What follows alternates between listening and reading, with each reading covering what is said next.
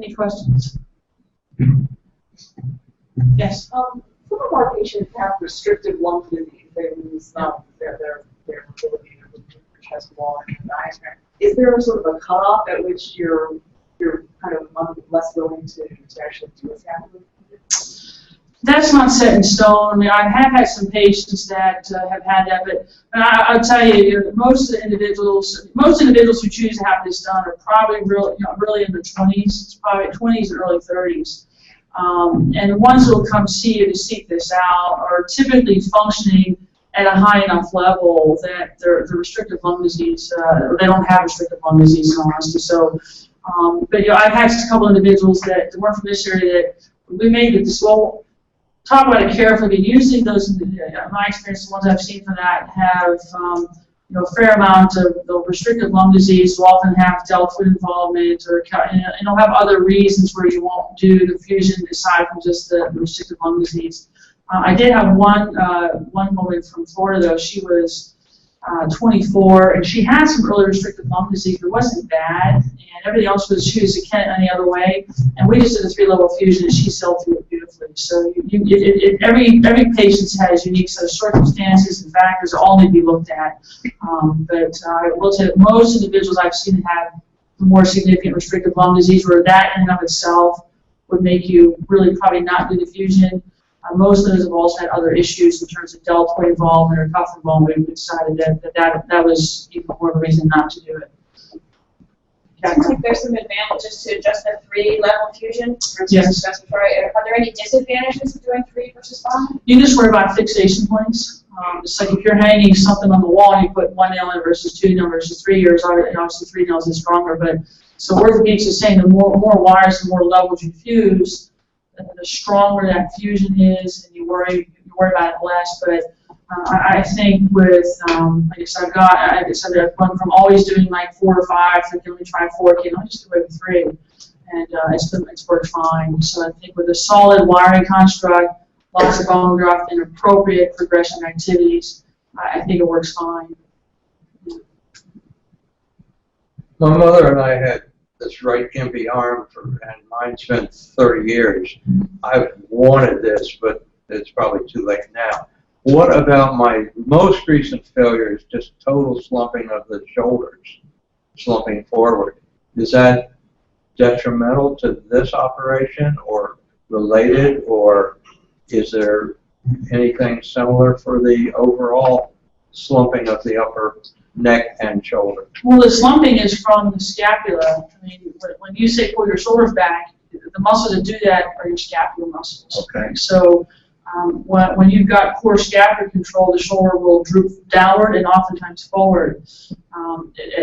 With FSH, you can see pec involvement, but it's more common to see involvement in the back. So, but you'll see other scapular issues. People have nerve palsies of specific muscles that control the scapula, like in car accidents, or they've had neck dissection where they've had injury to some of the primary scapular nerves, and they'll get that slumping as well. So there are a lot of different reasons people get scapular winging, and I've done this operation for individuals with those problems as well as I have for FSH. But it's the same bottom line. If the scapula is not controlled, the shoulder slumps, it comes forward, and then you get this winging process, and once you don't control your scapula, it really compromises what your hand and space can do. So that the slumping is just a reflection of the loss of scapular control. It's an obvious, visible, sensible symptom of the problem. Is there age limit, would you say, as far as children? Would you recommend this for, I know somebody that wants to have it done on their daughter? Yeah, I don't think there's age limit. The youngest person I've done was 17. The oldest I've done was 60. So like a 10-year-old or 12-year-old? That's a little bit young, I think, for 2 reasons. Number one is that with a lot of orthopedic operations, elective operations, we like to have children reach skeletal maturity. At that age group, their spine is not mature. That's why you follow young girls, for example, with scoliosis, stuff like that. And we know that anything that fuses the ribs will impact the spine. So we will probably want to do it for that reason alone, just because of the risk of potentially inducing a scoliotic type deformity in the spine.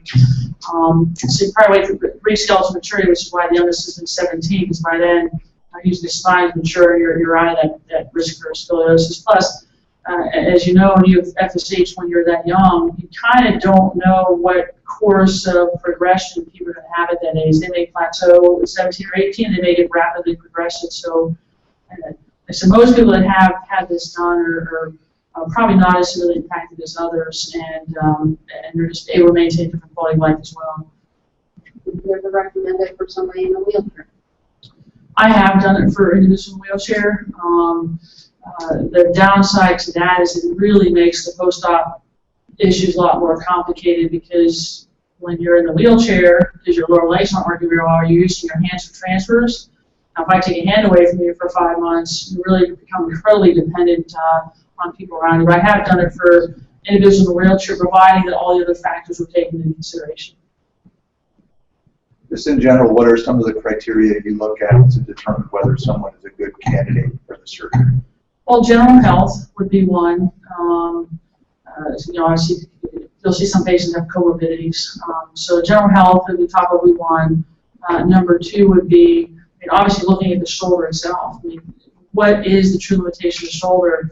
I've only done this operation once or twice for individuals that we knew our target was not going to be restoring range of motion because they had deltoid and they had cuff involvement, but they're having tremendous amount of scapulothoracic pain. For some individuals, you will see them describe this incredible pain because the scapula is so abnormally positioned and it wings so badly. So one woman, for example, she just had a tremendous amount of pain. She was in a wheelchair, didn't have very good arm function, but we did it to try to control scapular pain. I'd say it was moderately effective. She really struggled with post-operative recovery, so I don't know that was really a great outcome.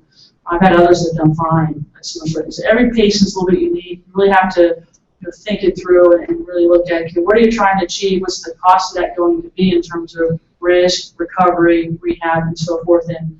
And you say to yourself, if I gave you better motion of your arm, is what it comes down to. If I really gave you better motion of your arm, how is that going to impact what you can do? This is an operation about quality of life and function. So if I say, if I gave you better movement of your arm, how much better is that going to make your life? And if you don't walk away saying it's going to be substantially better, then you're probably not going to want to go through a substantial operation for that. So it's like everything else. The risk of the surgery has to be properly balanced by the potential benefit. That requires a lot of discussion. These are patients that see in the office, and we'll have. Of course, I've got a PA that's worked with me now for 10 years who has a very good working knowledge of FSH in this process, and she'll spend a tremendous amount of time in the office with a lot of the educational aspects. Not going to reiterate it. We'll do phone calls afterwards. So it really is a process sometimes to get the decision. Nowadays, I have patients that obviously through the FSH Society and other patients, they come in wanting surgery yesterday. They come and say, listen, I want to come in from Florida. I want to see you on Monday. I want to have surgery on Tuesday. I'm like, well, we probably ought to, it's a big operation to kind of jump in like that. I like to have a little more time for education, reflection, questions, and then go. I've done it before, but we've done a lot of pre-educational time. Just real quick again, we are streaming, so everyone's been good with their questions. Just kind of keep them generic, because it is something that will be recorded and it's live. Okay. And we are up to 15 people who have been able to find this new link from our little. Any other questions? As a physical therapist, I'm just curious, do you use a pre-op protocol of strengthening at all, or post-op protocol with electrical stem? I haven't used electrical stem pre or post-op for this. I don't use a lot of e-stem and a lot of my other practices. It's like one of those things where I try to go in the nitty-gritty nuts and bolts. So maybe you could tell me that e-stem in these patients makes a huge difference. I don't know. Just one small study, so I don't know. But especially. And I guess pre-op strengthening, I was thinking about it because, as you said, these conversations happen hopefully over months and not surgery the next day. Right. So there's time to think about it. and if not anything else, to try and get rid of as much of the disuse-related weakness or whatever, and to get them in the best form possible, pre-op in terms of strength. And two, I guess, post-op, if they are not going to be using that arm for such a long time, and if you're at all concerned. Yeah, And again, this is based on a little bit in the literature, so I was just curious. Yeah, I don't think there's a lot of good evidence, even in other areas of orthopedics, about what truly does e-stim accomplish. And nowadays, when we're going to go to basically evidence-based medicine, some of these modalities may get taken out as a validated thing. But in terms of FSH patient, yeah, you're always walking the fine line, as you would know, between too much exercise, not enough exercise, too much mobilization, not enough. So we're always evolving that. But I think it's, I think if it's relatively restricted, I think the rehab I use now is not the same process like the Leigh would have gone through 18 years ago. A little more aware of the stiffness issues, a lot more aware of the downside being completely mobilized, knowing and having some confidence in how strong this construct really is and what it will tolerate. It has gone a long way to sort of make us go through a little more, not cavalier, a little more educated. So in post-op, what would you recommend now for people after surgery going home, as far as what to prepare for? Because I know when I had it, I thought I'm going to come out of the surgery, go home, and within a week I'll be fine. No matter what you told me, I think we all underestimate, the surgery. So one of the things I didn't prepare for is getting up from a toilet or a chair. So what would you tell people now to think about?